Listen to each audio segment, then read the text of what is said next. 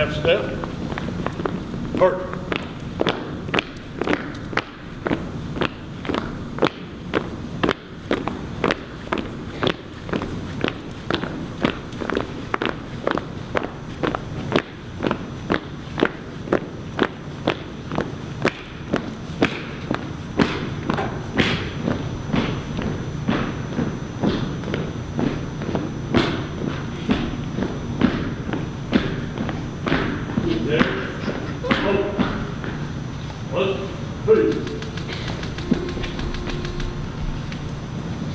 Oh, say can you see by the dawn's early light what so proudly we hailed at the twilight's last gleaming, whose broad stripes and bright stars through the perilous fight o'er the ramparts we watched were so gallantly streaming, and the rocket's red glare, the bombs bursting in air, gave proof through the night that our flag was still there.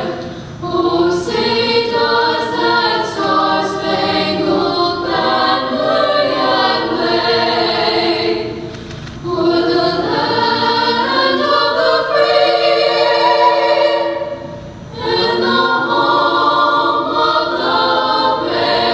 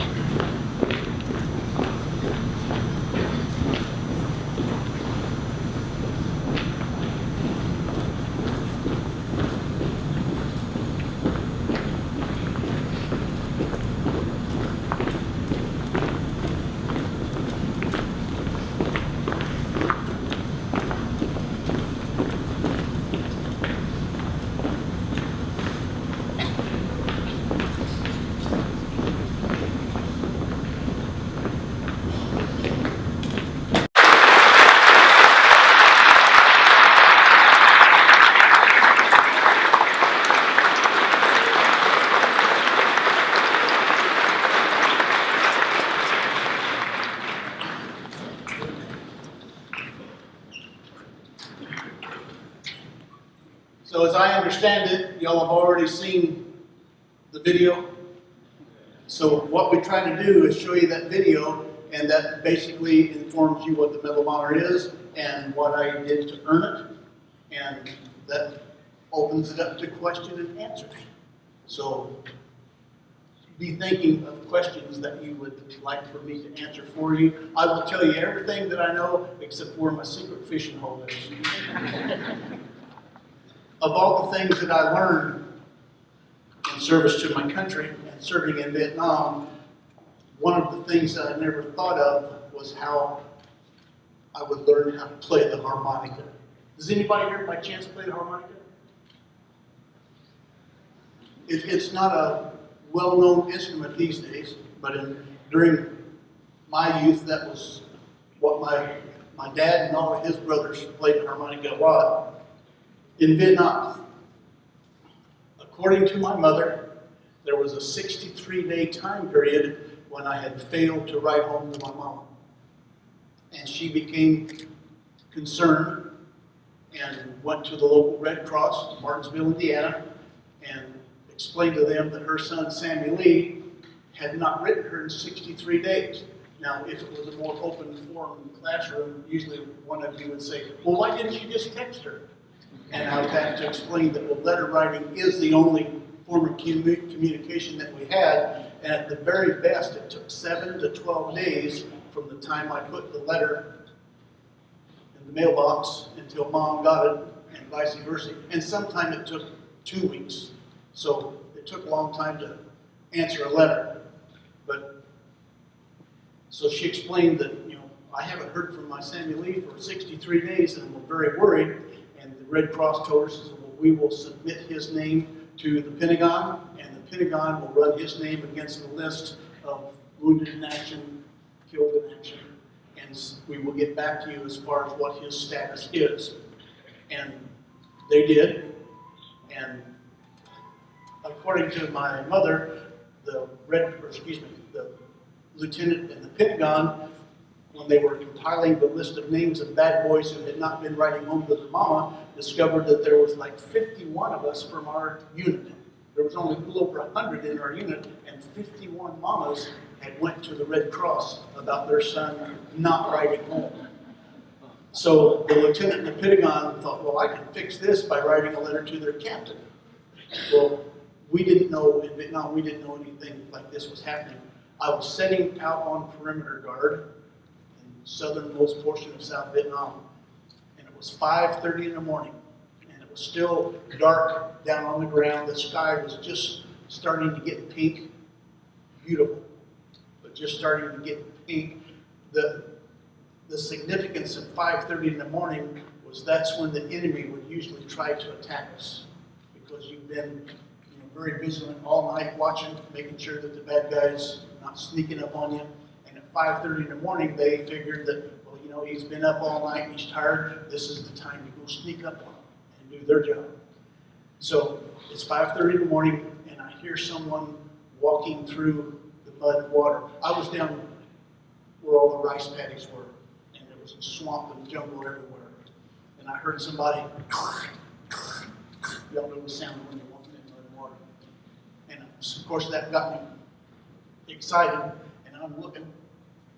We were set up in a little clearing, and there's 3-tier jungle all around us. And I'm looking, trying to see what's making that noise. And then I realized it's more to my left. We had one strand of concertina. Y'all know what concertina wire? It's barbed wire in a row, and you stretch it out, and that was our big perimeter. And just inside the perimeter, coming from the left side, I could see a silhouette. My captain was 6'5". Most of our enemy was somewhat smaller than that.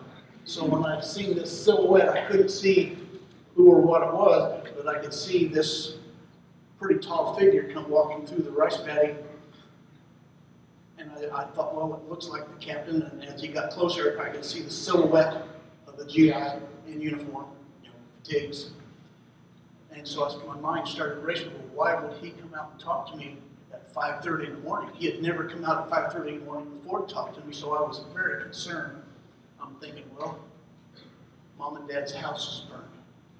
Or Mom and Dad's been in a real bad car wreck, and everybody got hurt real bad. I mean, these are things that was racing through my mind. And as he got closer, I could see the look on his face, and he was not happy. So he walked into my position and sat down, stepped off in the foxhole, which was only 18 inches deep, and sat down on the mud bags that we had around the foxhole. And he leaned forward, got pretty close to my face, and he said, "Private Davis?"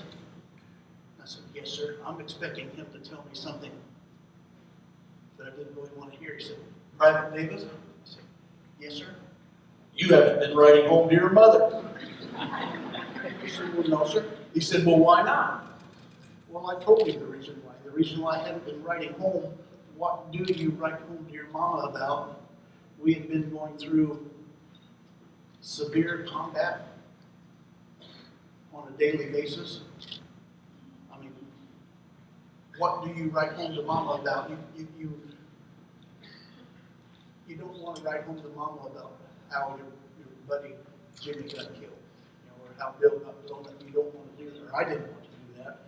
So I thought, well, tomorrow's going to be a better day, so I'll write home tomorrow.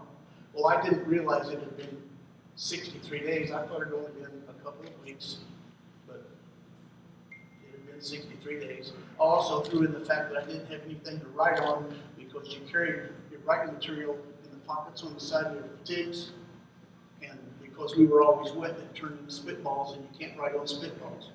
So he said, "Well, I understand that, but that's still not acceptable. You will write home to your mother every day." And as writing material, he said, "Private, with each meal that you eat, you have 4 opportunities to write home to your mother." He said, "Your C ration boxes." He said, the front and the back is a large postcard, and the sides are small postcards. He said, Private, I don't care what you write about. I don't care what you write on, but you will write home to your mother every day. I didn't salute him, because it's a combat situation. But I felt like saluting. And I said, yes, sir. So what do you write home to Mama about when you're uncomfortable with writing about what is really happening? So I started writing about the bugs. Cool bugs in Vietnam. I mean, seriously, things that, a boy from southern Illinois, Indiana, never thought of or heard of. And I remember the rhinoceros beetles. Any of the other Vietnam vets ever remember the rhinoceros beetles? they were big. They were really big beetles, and they had a horn just like a rhinoceros. Well, we discovered that you took your liner out of your steel pot and put 2 of those big rhinoceros beetles in there. They would back off backwards up the side, and then they'd come running towards each other, and one would flip the other one over, and the one that won would go, and we thought that was, hey, mine won, hey, mine won. I also wrote about the bugs, baby elephant. I remember that baby elephant was good for almost 7 days of writing about. As a farm kid, I had helped my dad deliver a lot of cows and sheep and pigs and stuff. We had a mama elephant that was going to have a baby. And she was having, it wasn't ours, it belonged to the Vietnamese that were helping us. And as a farm kid, I said, well, I know what to do to help, so I'm doing my very best. Now, I had no idea that a baby elephant weighs 250 pounds. So as I'm there doing what you're supposed to do to help the baby get out, this deep back inside the mom, trying to get her. And when the baby elephant came out, it landed on me. But the good side of that was that we were able to be there for almost close to a week after that, and the baby thought that I was Mama. And that cute little pink nose would kiss me and love me and smell me. Every place that you smelled the worst at, that's where she would have that little nose smelling. So precious, so precious. So that was good for about another week to write home about the elephant. I wrote about all kinds of, the bananas. As a country boy, I truly thought bananas grew on the tree 5 bananas at a time. That's how you get them in the grocery store, isn't it? There are usually 5 bananas on a stalk. So when we seen banana trees, there were a lot of banana plantations down where we were at. I can remember one stalk of bananas had the tree bent over and the stalk was almost touching the ground, and it took 4 young, healthy GIs to pick the group. We estimated it to be 600 pounds of banana, and these were big bananas. So that was good for another 3 or 4 days. These are the kind of letters that I was writing every day. Every day I'd write home to Mama. Well, after several weeks of doing this, I got a package in the mail. My mama was famous for her oatmeal raisin cookies.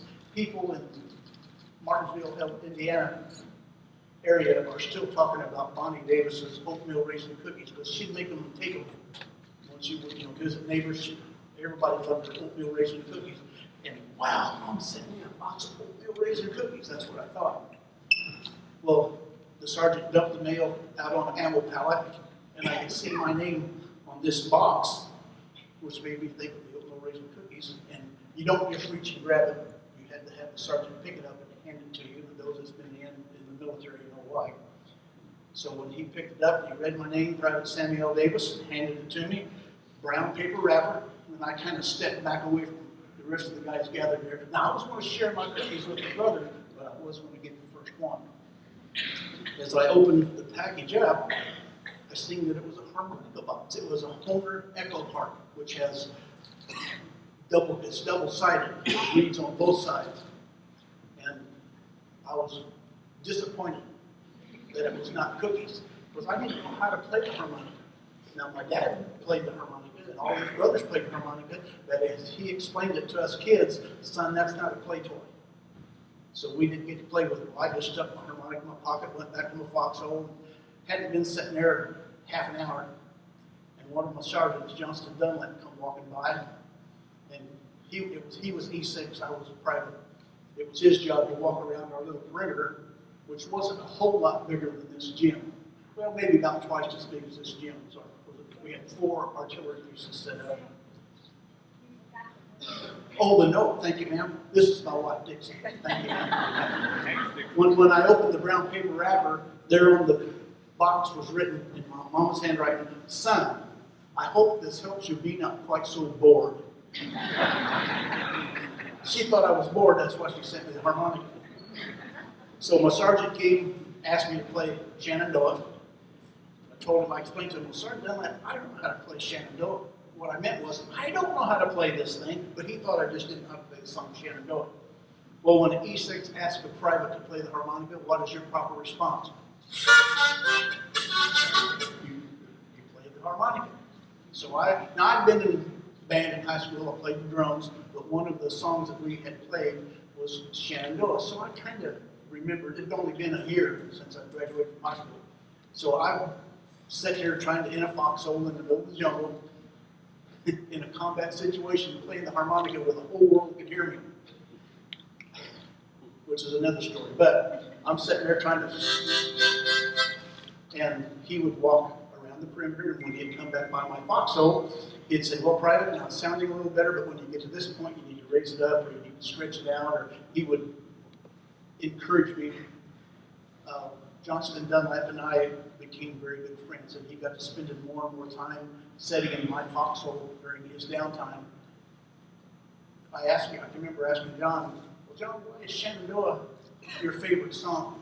He said, well, I was in the Army 4 years, and I got out to go to college to get my degree. And he said, I went to school just outside of Washington, D.C. I won't mention the college name. It's still there, still a very good college. It was then and is now a very liberal college.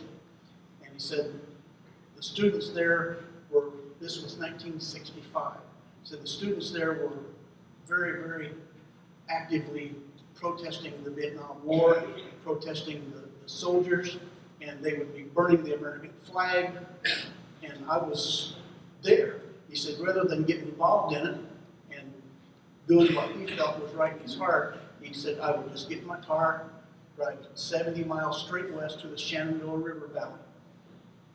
He said, drive up the ridge, park my car, and get out and walk to the edge of the ridge. He said, there was a rock, and he could sit on this rock and look straight down into the Shenandoah River. He said, looking up the valley, it was so beautiful, Sam, with a beautiful soft breeze was always blowing. He said it would renew your soul. It would give your heart strength. That's how beautiful it was and how peaceful and quiet. And he said I could sit there for half an hour, 45 minutes, and I'd get in my car, drive back to the college, and then I could deal with the students protesting. And he said, Sam, when you play Shenandoah for me today, in my mind's eye, that's when I'm sitting back on that rock again. And you playing Shenandoah helps put peace back in my soul and gives my heart strength.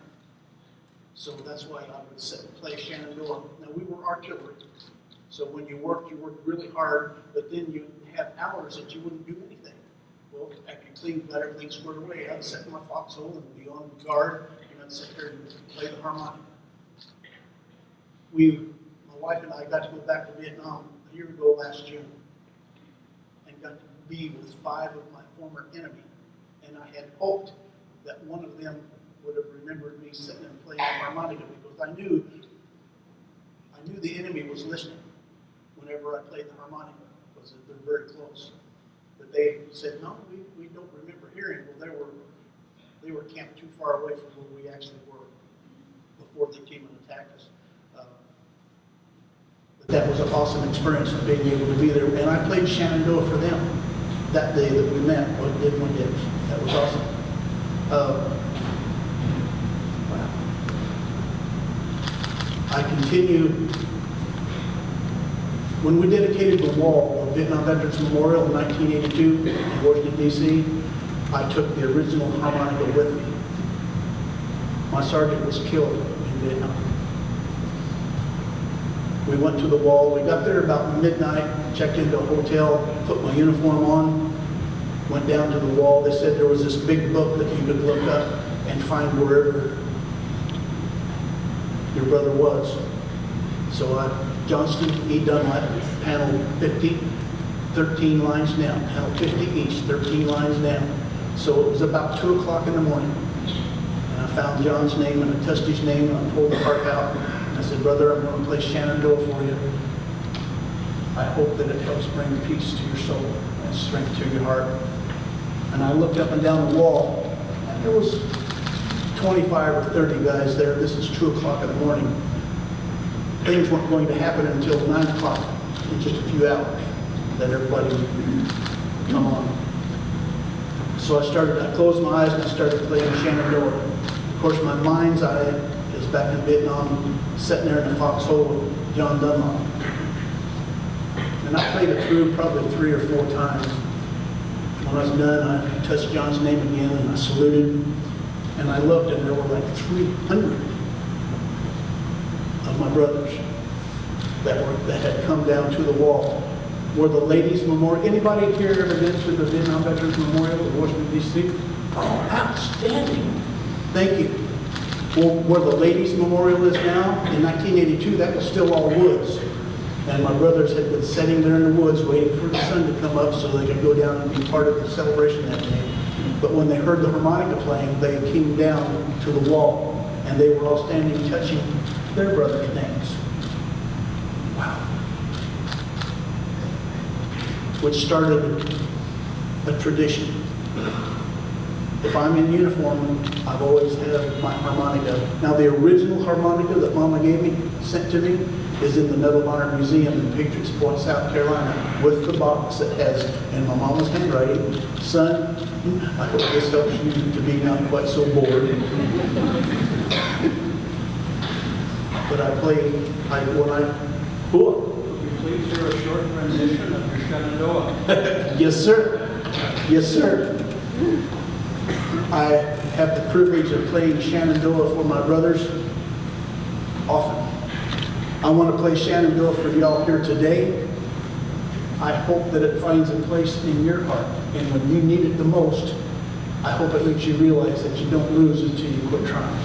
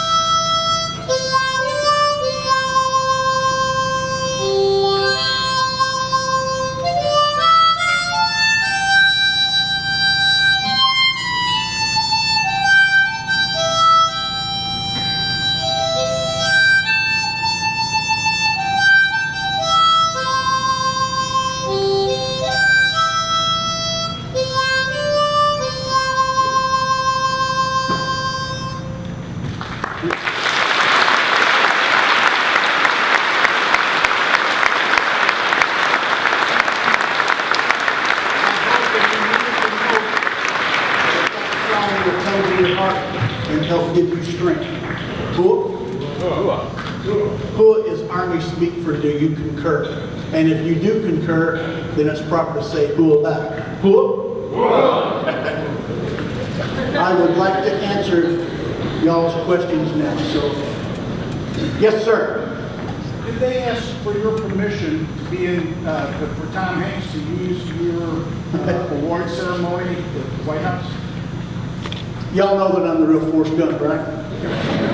Seriously.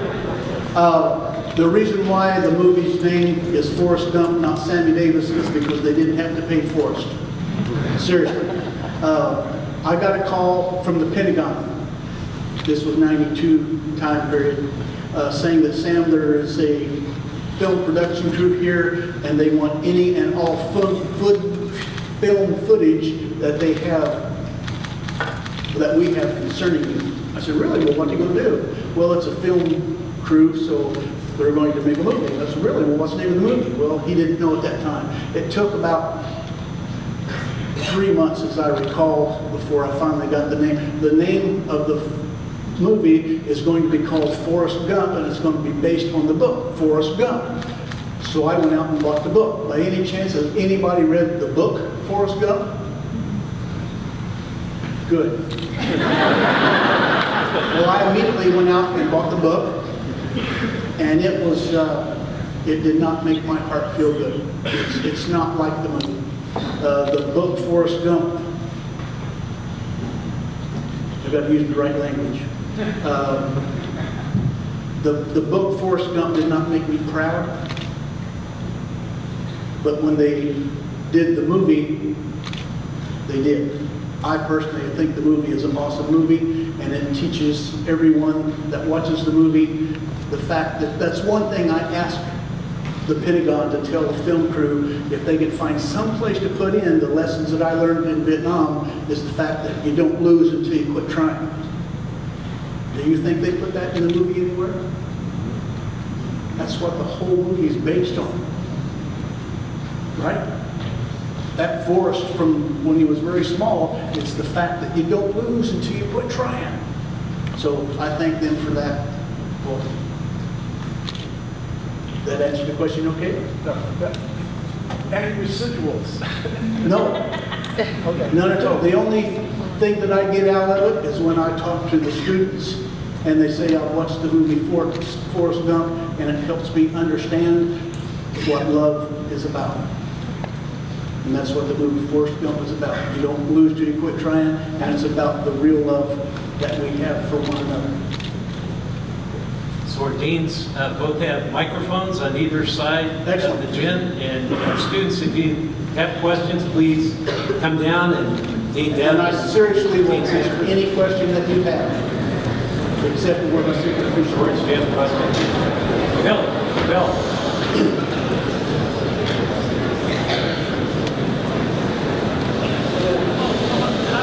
Yes, sir. I appreciate it. Thank you very much, and I want to say thank you to your family for taking time out of your busy schedules to be with us here at the school. Thank you. My question for you is, in that day in November that everything happened, all hell broke loose, how often do you think about that, and how do you reconcile that or talk about that with your wife and your family? And what lesson can you share with the people here about what that day meant, what you were thinking, what you weren't thinking, and about selflessness towards your fellow man? How often do I think about it? It has been 50 years ago. Every night, I still have dreams. Every night. Every day, I still, my wife says I'm hyper vigilant. You know, the young man that's standing by the door as we're going out, I watch him closely, just like the gentleman that just walked through this door here. I'm aware of all these things that happen. And that's part of being, as the doctor explained, that's part of my post-traumatic stress. I just think it's natural. I thought that's the way everybody felt until I started seeking, at my wife's suggestion, I started seeking doctors' opinions about you don't lose till you quit trying. And that's one of the things that if I had to quit trying in Vietnam, I wouldn't be here today, and a lot of my brothers would not be here. So that's another one of the things that keeps coming up in my mind. Your body gets old, it hurts, it's tired, but I'm not going to quit trying. One of the things that I remember about that night specifically, I prayed very hard. I didn't pray to live. I seriously did not think I was going to survive, but what I prayed for was, sir, just help me do my job. Sir, just help me do my job. I picked up a 105 howitzer and turned it. It normally takes 6 men to pick up a 105 howitzer and turn it. And if you're properly motivated, one young man can do it. That's when I've been shot 30 times. My back was broke, my ribs were crushed. But you don't lose till you quit trying. I just kept going. Cool?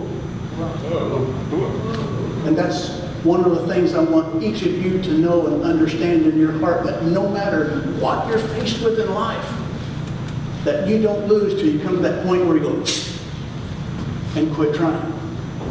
So keep on. Cool? Next question. over here. Where are we at? Right here. Right here. Good. Okay, so I noticed that when we were watching the video, that when you were talking about the opposing side, you always referred to them as, or you tended to refer to them as the enemy or enemies. And to me, this word implies a degree of dehumanization. So I was wondering if you ever stopped, or if you ever do stop, to think about the humanity of these people that you were fighting against, and if you think about them in a very real way, in the sense that they were also people like you and your brothers who had very real lives and very real wants and desires. Were they my friends? Or were they the opposing force, the enemy? They were the enemy. That's not degrading. There are many other words that could degrade them. Enemy is not one of them. That's simply a description that's either our friends or our enemies. You understand? You never know this. The first hour that we were together, it was tenuous because we were enemies. I did my very best to explain them to them that I did not hate them because you were my enemy. I did not hate you. You were my enemy, and I respected you, but I did not hate you because you were Vietnamese or communist. You were my enemy.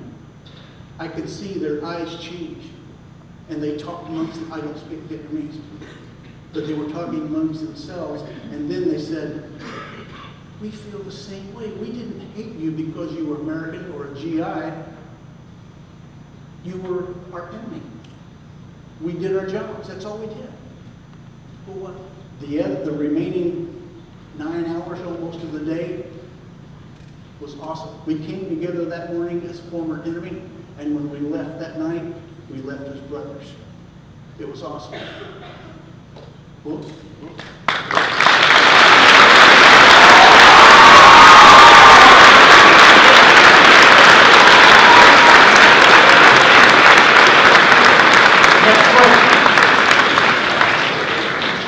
We have another question for you, sir. Yes.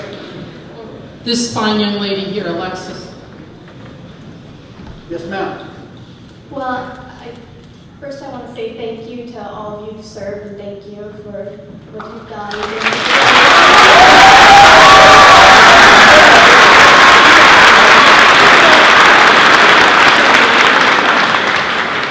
I have two I was wondering about. I was wondering how long you served, and how would you suggest we best help veterans with the experience you have as being a veteran yourself Yes, ma'am. today? Like, how would you suggest the best way to help? Yes, ma'am. General William Childs Westmoreland. By any chance, does anybody remember him? Yes, sir. Now, I know the Vietnam veterans do. William Childs Westmoreland was the commander in charge. He served in the 9th Infantry Division in World War II. So the 9th Infantry Division, that's what I was with in Vietnam. He treated all of his soldiers the same, but he did spend a little more time with us kids in the 9th Infantry Division. He came to my unit. We were out in the field, muddy, dirty. Actually, I've got a picture of me. Actually, it's on, you can go to the site. And it's me standing there, just my boots on and my trousers and no shirt. That's how General Westmoreland walked in on us that day. Actually landed a helicopter. And we had, because we were always wet, our feet from about here down, actually, trying to think of the proper words, clean up the language. Our feet would have sores on them that were unbelievable because they were always wet. They could never form a scab. I can remember looking down in some of my brother's feet, and you could see the muscles, you could see tendons, big open wounds, and there was nothing you could do about it. Now, when they did get so bad, they would send you some other place, but we lived with it because that's the way everybody was. We didn't think it was anything unique. Well, my feet were a little better than most of the kids that I was with because I figured it out that what's causing this is your feet's always wet.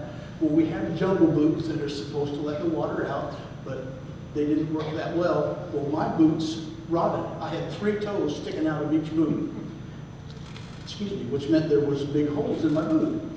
When I did get up out of the water would drain out very quickly, and that's what I relayed the fact. That's why my feet was a little better. Okay. General Westmoreland lands right behind us in a Huey helicopter, way out in the middle of everywhere. Of course, our captain's having a heart attack, and he says, line up and just do whatever he wants. So General Westmoreland's talking to, there was about 20 of us there, 24 of us there that day. And we're all lined up with no clothes on, basically. And he looks me in the eye, looks down, and when he looked at my feet, I remembered that I had my boots that I had toes in. So I wiggled my toes at him. And he said, Private, is that the only shoes you have? I said, yes, sir. Well, he turned to say something to my captain and looked down at my captain's feet. My captain had put on a brand new pair of copper and jump boots that morning. With his toe all shiny and nice and pretty. And he said, Private, what size are those boots? I said, 10W, sir. Looked to my captain and said, Captain, what size are those boots? And my captain said, 10W, sir. And General Westmoreland said, take them boots off and give them to that boy. So that's how I got to know General Westmoreland. That wasn't very long before the night that I earned this.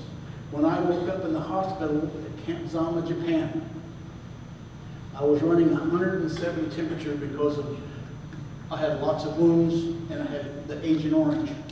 Made my temperature unbelievable. But I was still alive, and I can remember the doctor, which was a captain, said, well, son, as soon as we can stabilize you, we're sending you home and retiring you from the Army. I said, well, sir, I don't want to retire from the Army, and I don't want to go home. I want to go back to Vietnam and be with my brother. I had not had closure. Y'all understand what closure is? Now, at the time, I didn't know fancy words for it. All I knew was that because of circumstances, I passed out. After I put the last guy on the Huey to take out, I passed out and my guys loaded me on that Huey, and I didn't have a chance to sit down and talk with my remaining guys. So I told the captain, I said, well, I don't want to go home. I want to go back to Vietnam and be with my brothers. He said, oh, no, son, we've got to send you home. I said, no. General William Childs Westmoreland, and of course his eyes peaked very wildly. He said, he's my personal friend. He just gave me a brand new pair of boots 2 weeks ago. Well, the colonel in charge of that hospital called General Westmoreland's office. And they talked. I got to go back to Vietnam. Now from General Westmoreland, this was probably 2 years later that he explained how that situation worked. He said he got a call in his office saying that we have this private here in the hospital in Camp Zama, Japan, and he says he is your friend. He said what they didn't know was that I had just laid down the last of the paperwork that would ultimately end up being your Medal of Honor citation. And he said, son, I would have given you anything in the world, and all you wanted to do was to go back to Vietnam and be with your brothers. That's how I got to go back. He saved my life. When I came home, now General Westmoreland and I did become very close friends. And when I came back stateside, he would send a plane to pick me up, and I would go with him to talk to the troops all over the world, not just the United States. And so we had a great deal of time together, and he explained to me how important it was to share with these troops what's in your heart and talk about it. That's one of the reasons I firmly believe that I'm still alive today, because I do have post-traumatic stress. But because General Westmoreland encouraged me to talk about it, it helped me live through it. That's what I try to share with our young troops coming home today, is because it's normal instinct. And if you ask these old veterans here, they probably don't talk about it. Probably.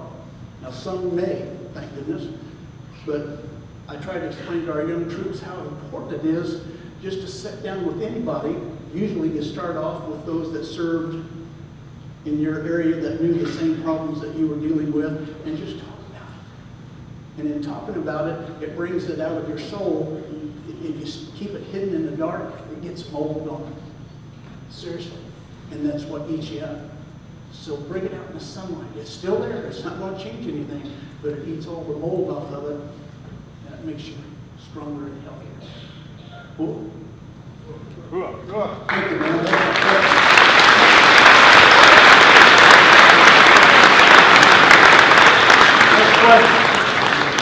Mr. Davis, thank you. It's been a pleasure to see you today and to hear your story. Yes, sir. And it's been great that you were able to do it here in our alma mater, so thank you very much for being here.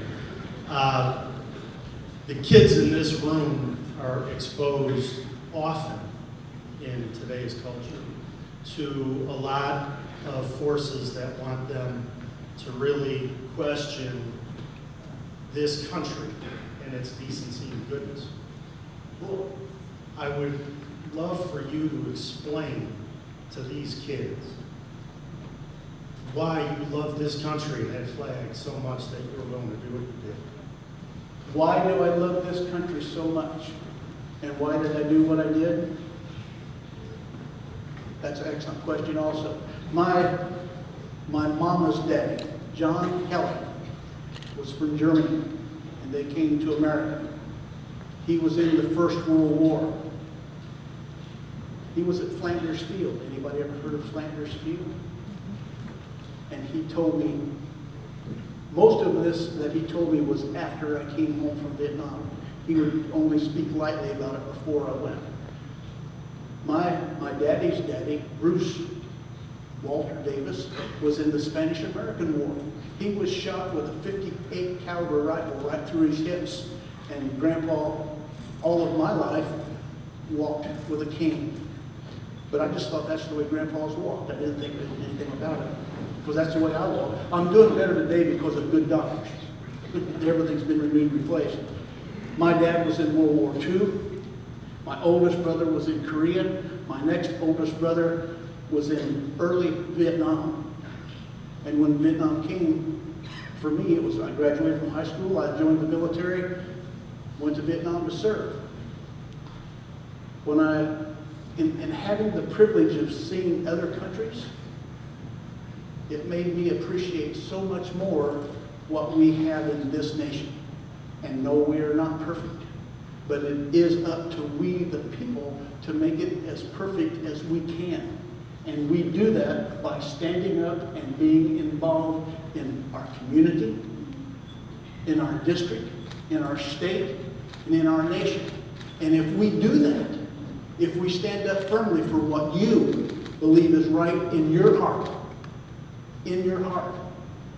that's what makes America work. That is what America is about, is the group of people originally that stood up firmly for what they believed was right in their heart.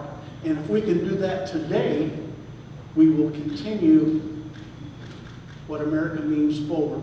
I want my America to be the very best it can be for my granddaughter and for her grandchildren.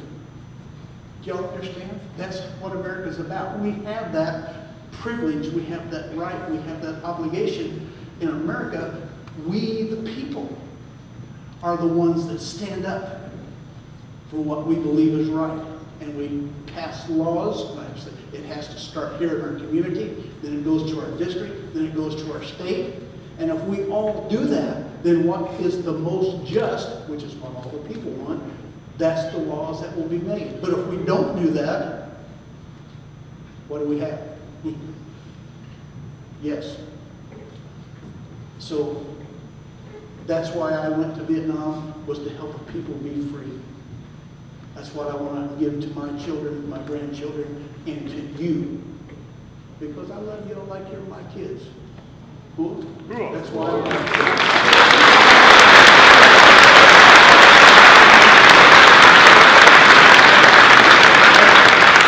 Mr. Davis, I would like to ask a question. Yes, sir. I have a question about regarding the NFL and professional sports, about people kneeling during the national anthem. How does that make you feel? Is it better? How do I feel? I've got to clean my language up tremendously. How do I feel? There's going to be a group of at least 10 Medal of Honor recipients attend the Super Bowl this year, this February. Actually, it's next year, but in February in Minneapolis. And when they invited us, the recipients have had the opportunity to talk about it. You know, I would be honored to go to the Super Bowl. What is going to be our proper response if the teams kneel during our national anthem? And that's what I am praying fervently to our God to give me the proper response of what I should do. I know what I want to do. I want to educate them. But I want to do what is right.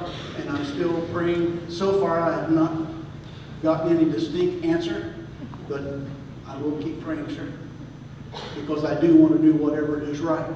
So watch on February the 2nd, 3rd, 4th, whatever that, the Super Bowl. Watch the Super Bowl and you'll be able to see what my response is.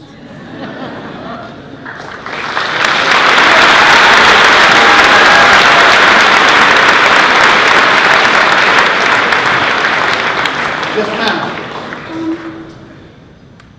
Mine isn't really a question, just kind of more of something that I really want to say, because I'm also someone who has post-traumatic stress disorder from, well, things that happened in my childhood. And while my situation can't even be compared to yours, I just... No, it can be.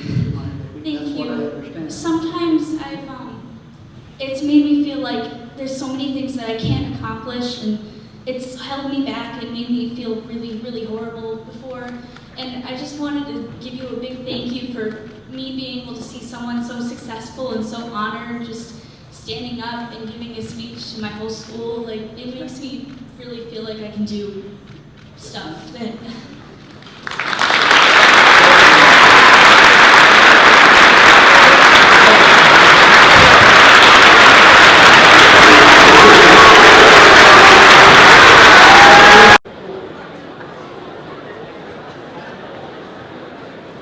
That very well could be the reason why I was able to make it here today. Thank you, sir. Thank you, ma'am. One more question. One more question. Yes, sir. David would like to ask a question, Mr. Davis. Yes, sir. My question was, how difficult was it for you to, after fighting with your brothers in Vietnam, seeing a lot of horrific sights and events, was it for you to transition back into a peaceful culture, so a civilian life where at the time there's a lot of anti-military, anti-war sentiment, and Yes, sir. where you saw a lot of people who didn't appear to appreciate your sacrifice? Yes, sir. As a Medal of Honor recipient, I was invited to, I remember speaking at Berkeley College. And General Westmoreland was the man that suggested that I go to the, do y'all know about Berkeley? Yeah. It was then and is today, nice words, very liberal college.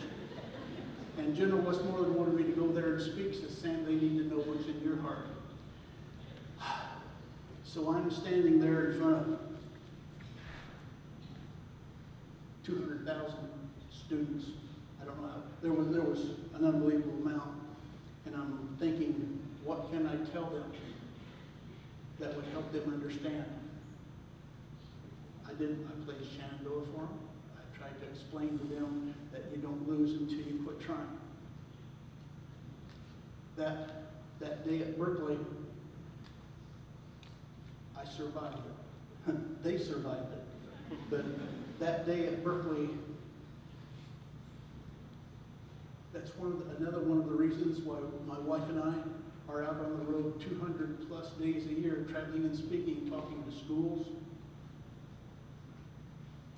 You need to know that you don't lose until you quit trying. And if there is something wrong in this nation, it is we, the people, that can correct it. And that's what we continually work toward, is that I want you to know that whatever you feel is right in your heart, we can make that work. Not necessarily by protesting, but by being involved in your country, starting local and working right up. That's how we change it. That's the proper way to change it, in my opinion.